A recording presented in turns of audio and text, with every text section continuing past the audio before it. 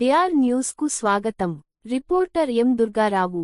అంబేద్కర్ కోనసీమ జిల్లా అమరావతి రాష్ట్ర రాజధానిగా చట్టబద్ధత. రామచంద్రపురంలో దీపాలు వెలిగించి సంబరాలు. అమరావతి రాజధాని నిర్ణయం చారిత్రాత్మకం. సీఎం చంద్రబాబు, పీఎం మోడీకు కృతజ్ఞతలు తెలిపిన రామచంద్రపురం కూటమి పార్టీ నాయకులు. రామచంద్రపురం ఆంధ్రప్రదేశ్ రాష్ట్ర పునర్విభజన చట్టానికి పార్లమెంట్లో చట్టబద్ధత లభించి అమరావతిని రాష్ట్ర రాజధానిగా గుర్తించిన శుభ సందర్భంగా రామచంద్రపురం పట్టణంలోని తెలుగుదేశం పార్టీ కార్యాలయం వద్ద కూటమి పార్టీ సీనియర్ నాయకులు దీపాలు వెలిగించి హర్షం వ్యక్తం చేశారు.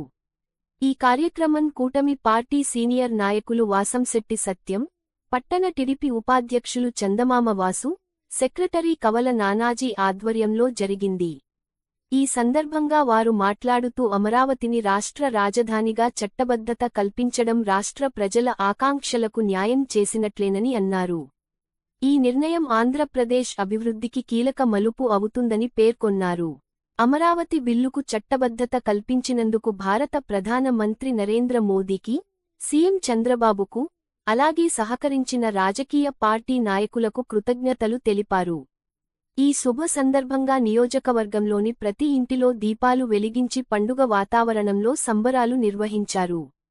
ఈ కార్యక్రమంలో కూటమి నాయకులు, క్లస్టర్ 1, 2 ఇన్ఛార్జీలు మేడిశెట్టి సూర్యనారాయణ, కంచుమర్తి బాబురావు, మాజీ కౌన్సిలర్లు అల్లం శ్రీనివాస్, దిగుమర్తి వీరబాబు, కేతా శ్రీనివాస్, వైట్ల సూర్యప్రకాశ్రావు, పట్టణ మాజీ అధ్యక్షులు కడియాల రాఘవన్, కట్టా నాగేశ్వరరావు, ఏఎంసీ డైరెక్టర్ నారపురెడ్డి బలరాం, గుబ్బల వెంకటరమణ, పల్లా రామకృష్ణ, శ్రీహరి చౌదరి, సిరిగినీడి దుర్గాప్రసాద్, పదం మూర్తి, దొమ్మలపాటి విజయలక్ష్మి, రాజశేఖర్, అంగర శ్రీను, మల్ల శివరామకృష్ణ, వాసంశెట్టి బాల, మనోజ్, వెంకటరావు, నాయుడు శ్రీను, బ్రహ్మం మురళి, ముచ్చుపల్లి దుర్గారావు, లంక శ్రీను, గొర్రెల శ్రీను, వి దొరబాబు, మన్నే బద్రి, చల్లా బుజ్జి కూటమి పార్టీ నాయకులు, ఆయా వార్డుల అధ్యక్ష, కార్యదర్శులు, కార్యకర్తలు, అభిమానులు, ప్రజలు పాల్గొని దీపాలు వెలిగించి తమ ఆనందాన్ని వ్యక్తం చేశారు.